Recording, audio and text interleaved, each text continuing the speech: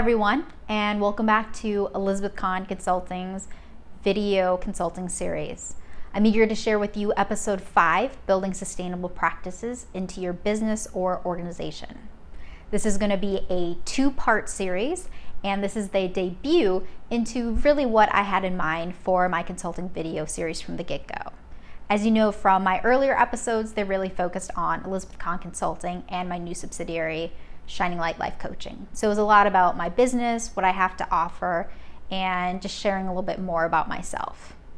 I'm now eager to finally move into the next phase of my consulting videos. Like I said, what I had in mind is providing complimentary advice and tips similar to what I do with the business wellness tips and the good vibes. So just complimentary expert advice on various questions and topics that you may have within your organization or your business. So a while back, I asked a question to the community about what kind of topics or issues you would like covered, and an NGO in India reached out to me and wanted to learn more about CSR implementation. CSR is an acronym for Corporate Social Responsibility. So I decided to kick off the debut of my consulting video series to be focused on this issue. So I'm eager to share with you more on sustainable practices, which I'm going to share about now. Thank you. Like I said, this is going to be a 2-part series.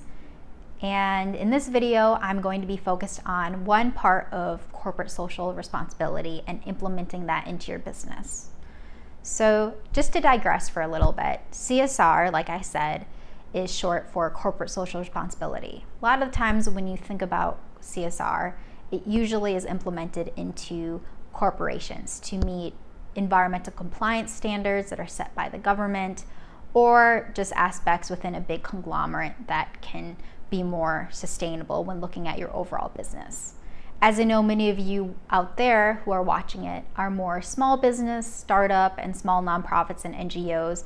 I decided to keep with this topic, but retrofit it so that it'll fit you a little bit more so that you can implement this into your business or organization.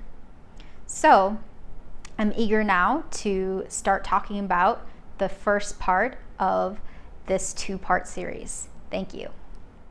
So now I'm excited to share with you the topic that we're going to be focusing on in this video.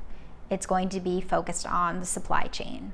To make it a little bit less convoluted and confusing, I'm going to first put it in a business context, and then I'll put it into a nonprofit organization context, because both of them are going to be a little bit different when it comes to implementing these sustainable practices. So let's now begin with the business aspect. All right, so now we are going to look at the supply chain within a business. So a lot of the times, businesses only look at, this is my product, and this is my business, and this is who I'm selling to. But there's a lot more that goes into it. There is a business terminology that's used quite often, and it's cradle to grave, if you've ever heard of it. And it focuses on the supply chain of your product or your service from the very beginning, from the raw ingredient and creating that, but then it goes all the way to once a customer is finished with it and disposes of it and where it goes. So it's important to really think about that. And then there's also another term that's used called cradle to cradle, where that is recycling, reducing, and finding ways to lower costs within your business in sustainable options. So an example of that would be from a sustainable fashion line. They could reuse some of their scraps to make a new outfit. So that would be cradle to cradle. So the main thing when focused on your business and focusing on the supply chain is just being much more aware of where the raw ingredients come for your product or your service, and how it's being made, where it's being made, because it can even transpire into human rights issues, such as factory workers, livable wages, where your product is being made from, who's making your product. So it's not just a matter of the aesthetics of having a boutique storefront being super eco-friendly with solar panels on the outside, or using email to reach out to people for newsletters or something like that, which all those are important, but you also need to look at the supply chain and where your actual products are coming from, because that's the basis of your business. And then from there, once you start taking those into consideration, you can really start moving towards becoming a much more sustainable business and being able to be a bit more ecologically conscious in the grand scheme of your business model. All right, now let's focus on from a nonprofit and NGO organization perspective. So of course, when it comes to a lot of nonprofits, you don't necessarily have a product that you're selling, but more so you're selling a cause, an idea, and a mission or a project or campaign that you're working on. So in the aspects of the supply chain, which I've retrofitted the cradle to grave in this aspect, is the biggest thing that an organization looks for are funding and grants, and making sure that your organization is financially sound to be able to continue to work on projects and do what you need to do. So in this aspect, you need to look at, from the beginning, who are my investors? Who are my donors, and what are they coming from? So as you know, corporate sponsorship, grants, that's always an option to gain more funding.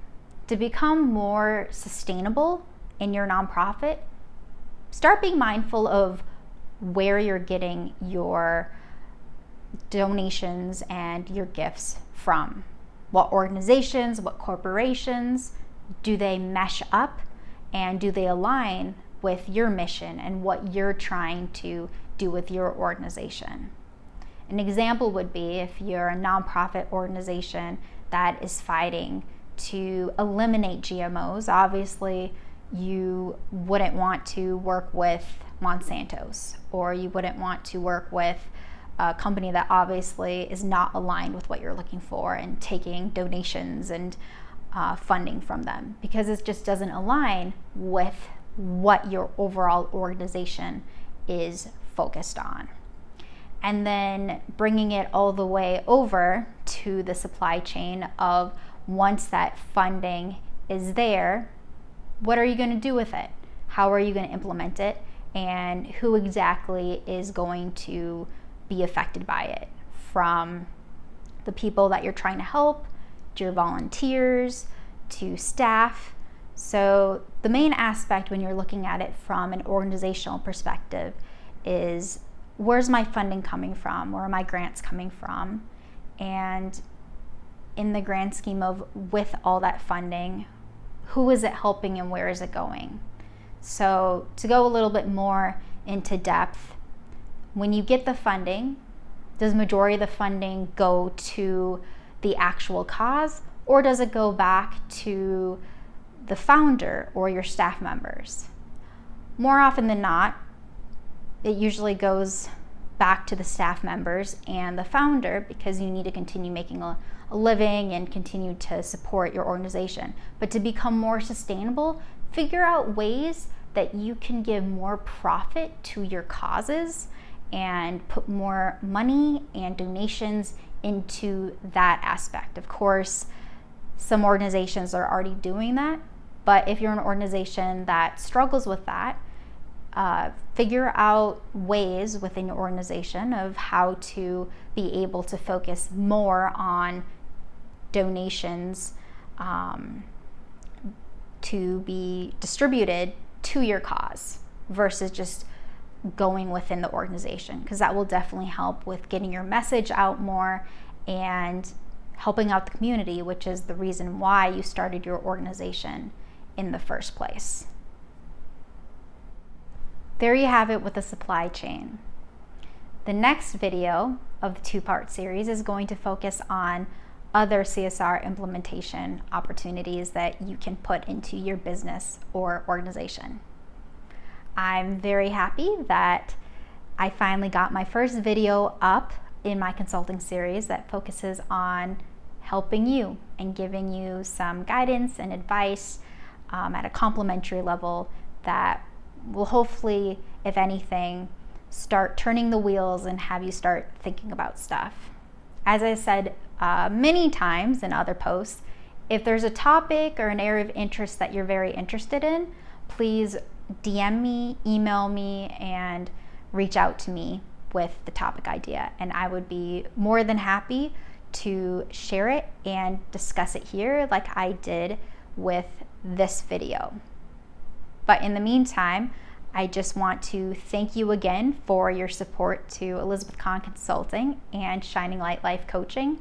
And stay tuned for the second series installment of building sustainable practices into your business or organization. Thanks, and have a great day.